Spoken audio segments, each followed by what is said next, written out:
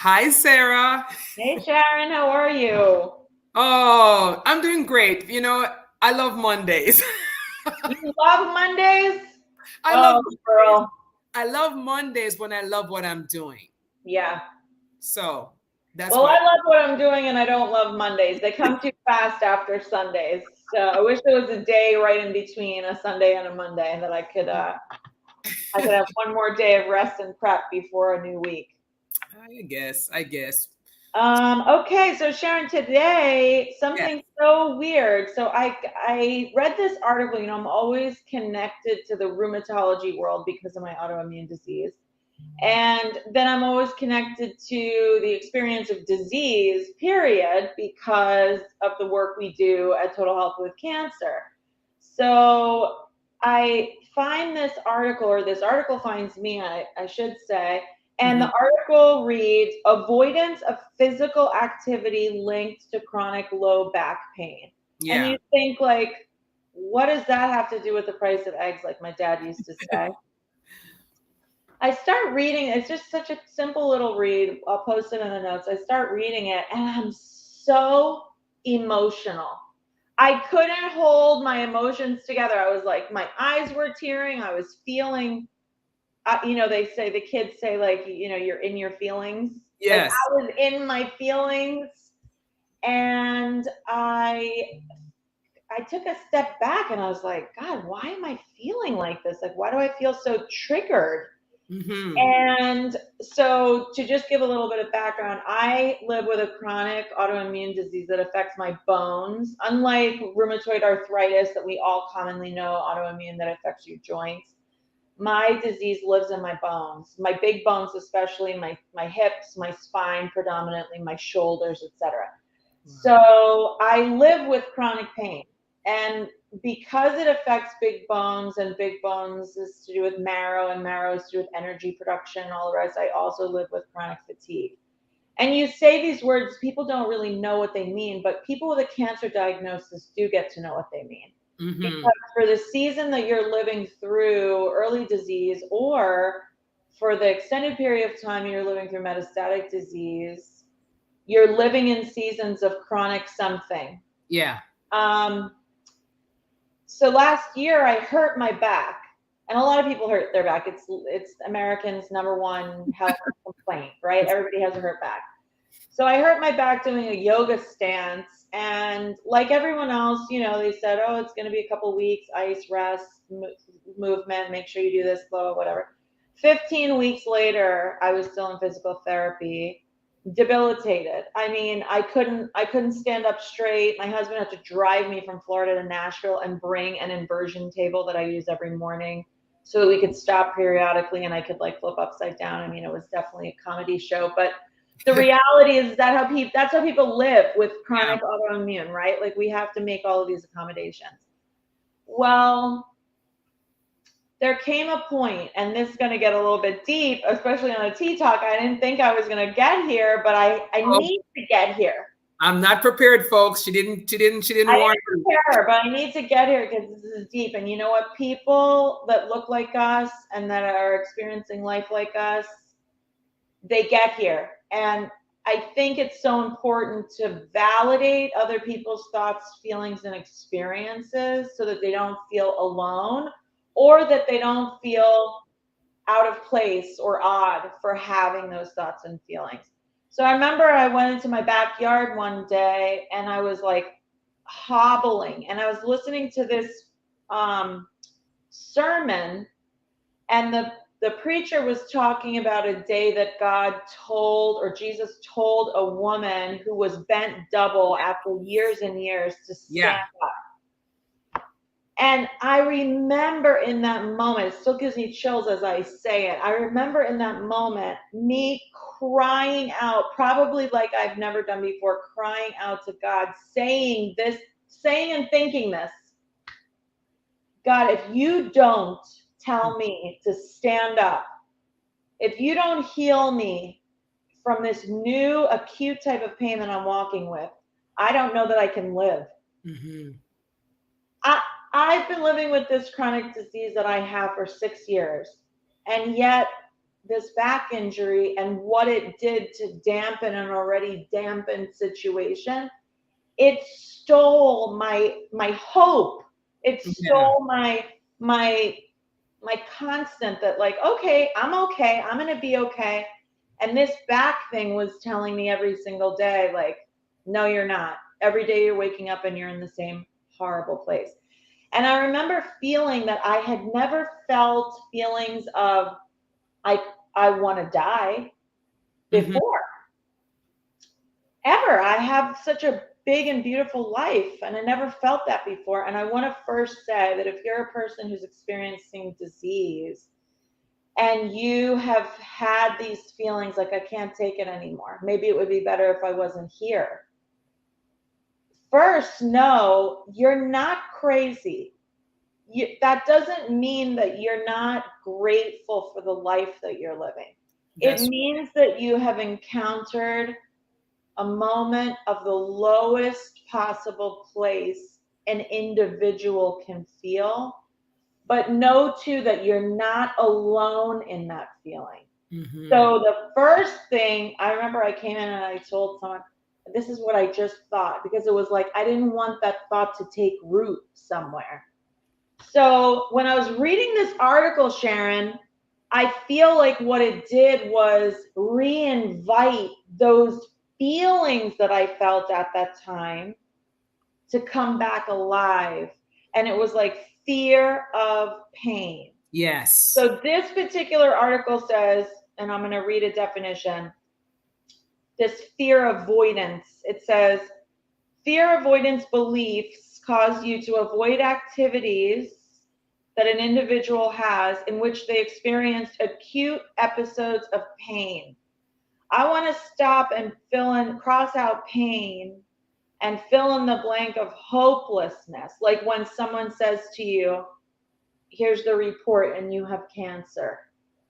In that moment, you know you've sat in that seat. How many questions come to your mind? Wait, am I going to die? What does it mean? Do I need chemotherapy? Am I going to lose my hair? What do I tell my husband, my kids? What do you mean I have cancer? It's that same thing, acute episodes of this encounter to reduce the likelihood of re-experiencing pain or causing further damage. It says it's driven by anticipation of pain, Hmm. strong negative reinforcement for the persistence of avoidance behavior and functional disability. I know that was a big intro, but what I want this tea talk to talk about is whatever that encounter with that diagnosis, what diagnosis you're living with, caused in that moment, that neuron synergy that caused in that moment. It from that moment on creates a mind over body war. Yes. A mind over, because your body is going to be reminding you, don't do that, don't do that. You're going to get the cancer to come back. Nope, don't do that. You're going to hurt your back again, and you're going to get back into the, I don't know if it'd be better to be dead. And what it's doing is it's robbing you. It's Yeah. lying to you. It's Yes. stealing from you the joy of living intentionally in the moment, Yes. of not putting off something, of not saying, I had a girlfriend once who was diagnosed with metastatic cancer, and she was invited to a cruise with her school, like a reunion type of thing. The next year, she said, I don't want to make that plan because I don't know if I'm going to be here. Yeah. That lie needs to leave the room. Your Hmm. mind is where that lie is going to reside, where it's going to root, and where it's going to tunnel. We cannot be people that let disease define us. Hmm. That's very different from invalidating that the disease is real and that your experiences with the disease are real. So if you know every day at 3 o'clock you start to have that lethargy, you don't have the energy, you don't have light to bring to someone, and someone says, hey, do you want to go meet for a coffee at 4? Of course, don't schedule to meet for the coffee at 4. But if you get the invitation to your class reunion next year, you got to banish that lie that you're not going to be here, because ultimately it goes back to this fear avoidance belief scenario and concept that says, don't engage in something that puts you at risk of being back in a place where mentally you couldn't handle it. And I got to tell you, Sharon, Hmm. it is big. For people living with disease, it is big. It's something that I feel like I didn't even know how deeply I carried it until I read this simple article on back pain. It's Yeah. something that we have to fight daily. We have to fight minute to minute when we encounter it. You know, you're right. It is very, very deep on so many levels. But you said the triggers, right? It takes you back to a place where you don't want to go back to, right? So the fear avoidance. And I was asking before we came on live about Dr. Sarno.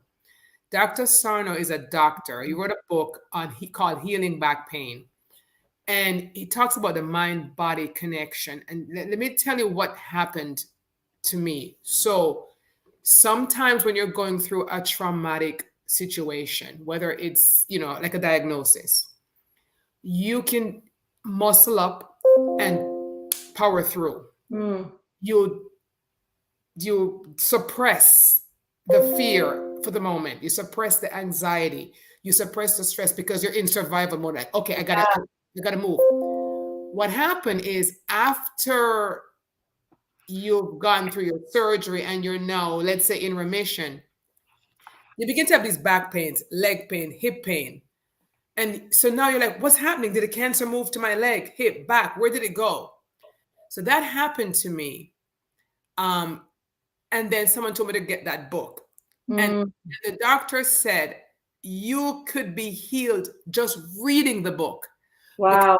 it show you that unless you fell, like in your case where you fell and had a physical injury, just a back pain, he has scientifically proven that the stress that suppressed the fears, the anxiety goes and live. And it tells you financial stress goes at your upper back. Health stress goes down in your hip. Every segment of your body has a pocket Mm. that the pain lives in based on what's happening here. Mm. And when I tell you, I could not walk, the pain in my hip and lower back on top of my just it was excruciating. I was literally sitting on the ground outside because I couldn't walk. I read the book and he said, if you just believe what I say, that it's just suppressed stress and fears and anxiety that's causing this, trust me, within a week, it's going to be gone. I read it. I read all of the research. I read everything that he said, and it was gone. It's so incredible to realize how much power we have. Yes. It changes the way you process life. It Yes. people who are living in the darkest parts of their experience may say, "Oh, that mind over matter stuff. Oh, that positive thinking stuff." And for them, it's real. No amount of positivity can overcome the negativity that they've allowed to take root. But Yes. when you are setting an intention of healing, I remember being in a retreat, an extended health retreat where they started by saying like, "What's your goal here?" And people were like, "Oh, my goal is to relax. My goal is to this. My goal is to this. My goal is to find strategies." And the leader said, "Your goal is to get back on the path to health." Mm-hmm. And health looks different depending on what you come in with. Mm. Someone who's living with metastatic cancer or with a chronic lifelong autoimmune disease, our path to health isn't going to look like what we look like in our 20s. Right. But our path to health starts with healthy thinking, Yes. the invitation of healing, the belief that one day we might experience a miracle. Otherwise, why try anything? Right. Oh, it's incredible. I love that. We'll have to post the resource to the doctor that you're. Incredible. Wow. So Wow. many people have avoided back surgery just from working with that doctor. He Wow. he has people come in with all levels of pain, Sarah, to his thing. And I think like a 10, maybe 10 or less percentage actually get surgery. The other 90% got healed through here. Wow. The man who recommended the book to me suffered for years. I also had surgery. Then he found the book, and that was it. Wow. Years, nothing. He told me about the book. I bought the book. Within a couple weeks, all of that excruciating pain was gone. I realized, oh, it's where I've stored all of the Yes. anxiety. Yes. Waited until I had the relief to say I'm out of the woods. Wow. And then it like, oh, but we're still here. Yeah. Yeah. It's Gripping your stored. hips, Stored. Yeah. Yeah. gripping your back, gripping your legs where you can't walk. Yeah. Once I made that new connection in my brain, I was like, oh, I swear to you, it was like this. It was gone as quick as it came. Yeah. There was another exercise we did at a retreat where the healer invited us to release what didn't serve us anymore, the reminders of the things that we were once holding on to. And it sounds exactly like what you're saying, that Yeah. it's like that thing served you to ground you, to keep you stable during your treatment, but that season is over. Invite it to leave. It Absolutely. served something. It served Yes, something for it you, did. but now it has to move on, and you're in control of it moving on. Well, Yes. Sharon, we could talk a million more years on this, but I mean, we'll post, links to everything that we've talked about. I want to just finish in the spirit of our tea talks, on something positive. People always say things like, "Oh, this is just a season," or even when we had the beautiful Dion, where we talked about thriving, not just surviving. There's always someone externally that's planting hopefulness in us in their best intentions. And sometimes when we hear it, or the way we receive it is that it's invalidating our experiences. But I challenge you to receive Mhm. things with the energy people give it to you. Because the ones that surround you, that love you, that say things like, what doesn't kill you makes you stronger. You want to strangle them in the moment, be like, well, it feels like something's killing me. But they're giving it to you with the greatest intention that it'll bring light to your situation, which is what we need the most. So I encourage that. The next thing I want to say is, we can sometimes feel so trapped in our bodies when we're going through something. Mhm. And whether that's, a diagnosis that comes and leaves us, or whether it's a diagnosis that comes and stays for longer than we'd hope. I Mhm. think the most important thing, and I'll bring it right back to my opening statement, is what you're feeling is real. Mhm. The sadness, the fears, the anxiety, the hopelessness, all of those things are real. But you have the power in your own mind to bring courage to Mhm. those things and say, yeah, I might be at my lowest, but I'm not alone. Yeah, I might be at my darkest, my sadness, but I can still think of something that makes me laugh. Mhm. And it's like overcoming that darkness with just a little bit of light has the power to transform your experience. And that's really what I want to leave with you and the listeners, Yeah. because when you're living with these uninvited guests, Yep. you have to learn to live symbiotically, but you have to learn to live intentionally and joyfully. And that's something that I try to do every single day. That's something that I know that us at Total Health promote from Yes. podium and in our programs, that there's always hope for the things that we're experiencing. I really don't want to add to that, but there's something that you always say. You always say, Sharon, but we have to live. And I Yeah. just wanted to say to what you said, Sarah, that we're not here to lecture anyone. Sarah has her diagnosis that she has to live with. I've had mine that at this point I'm in remission. So we're not telling you something from a theoretical Right. viewpoint. We're telling you from what we're living through and how we are coping and how we're trying to find meaning in Yeah. what we have experienced. And in trying to find that meaning is the reason why Total Health exists and Yeah. why we're launching our nonprofit, the Cancer Equity Project, because we are trying to bring meaning to what we are experiencing. So we're not invalidating your feelings, especially if you're at an early stage. We get it, been there. Yeah, we're with you. We're with you. We're just encouraging you that if you plant this somewhere in your mind where fear wants to live, believe me, we know what that feels like. Believe me, it doesn't really leave you, but where fear wants to take root, also put the hope to take root. All right. Right. Girl, love you. Talk to you on our next Tea Talk. All right. See you Wednesday. Bye. Bye. Bye.